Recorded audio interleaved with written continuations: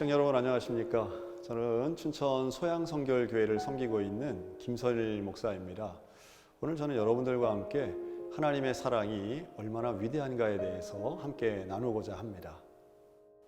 우리의 돌아보는 것은 보이는 것이 아니요 보이지 않는 것이니 보이는 것은 잠깐이요 보이지 않는 것은 영원함이니라. 강원도 양구에 가면 박수근 미술관이라고 하는 시설이 있습니다. 사실 박수근 화백은 우리나라 화가들 중에 그 작품이 가장 비싸게 팔리는 유명한 화백이기도 합니다. 그러나 정작 미술에 대해서는 잘 모르는 제 입장에서는 그렇게 비싸다고 해도 귀로는 알지만 작품에 대한 아름다움에 대해서는 사실 잘 못 느끼는 게 솔직한 마음입니다. 제가 얼마 전 그 박수근 미술관에 갔는데요. 놀랍게도 제 시각을 끄는 작품이 있었습니다. 그런데 그건 그림이 아니라 그림책이었습니다. 낙랑공주와 호동왕자, 평강공주와 바보온달 같은 동화책이었는데요. 그 설명이 이렇게 있더라고요. 박수근 화백이 사랑하는 자녀들을 위해 직접 그림을 그린 동화책이다 라고 하는 거였어요.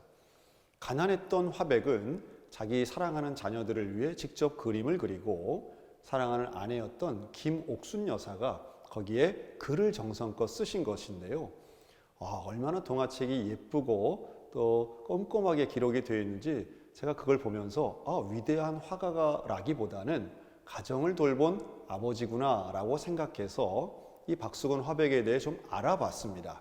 그랬더니요, 이분은 메터리얼 화법이라고 하는 오톨도톨한 질감으로 유명한 화가이긴 한데 실제로 이분이 살아계실 때는 그렇게 인정받지 못했다고 하더라고요. 왜냐하면 미대를 정규적으로 나온 게 아니고 또한 그의 화풍에 대해서 기존의 화단에서는 그렇게 인정하지 않았다고 하는 겁니다.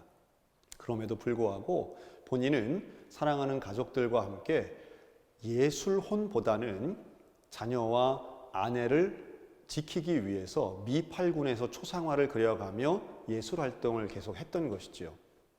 시간이 지나 그는 1965년에 병으로 돌아가셨는데요. 자녀들은 지금도 이렇게 기억하고 있습니다. 우리는 살기 위해 아버지의 작품은 이미 일찌감치 싼 값에 다 팔았지만 우리에게 있어서의 아버지는 매일 저녁마다 함께 가정 예배를 드린 분이었고 또 우리를 무릎에 앉혀서 동화책을 읽고 또 읽고 수백 번씩 읽어주셨던 인자한 분이었다라고 하는 사실입니다. 글쎄요, 저 같은 사람에게는 그저 비싼 작품에 팔리는 유명한 화백인 줄로만 알았는데 그 박수근 화백의 이면에는 하나님에 대한 사랑과 가족에 대한 헌신이 있었던 거죠. 그가 마지막으로 썼던 글은 이런 글이 있습니다.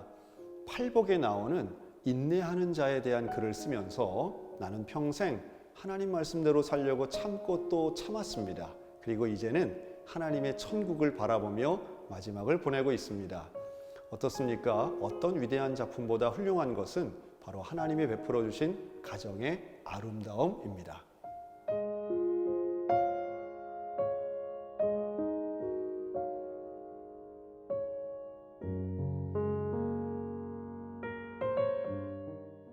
남편 박수근 화백이 죽은 이후 부인 김옥순 여사는 창신동 교회 전도사님으로 하늘나라 가실 때까지 복음을 전파했습니다.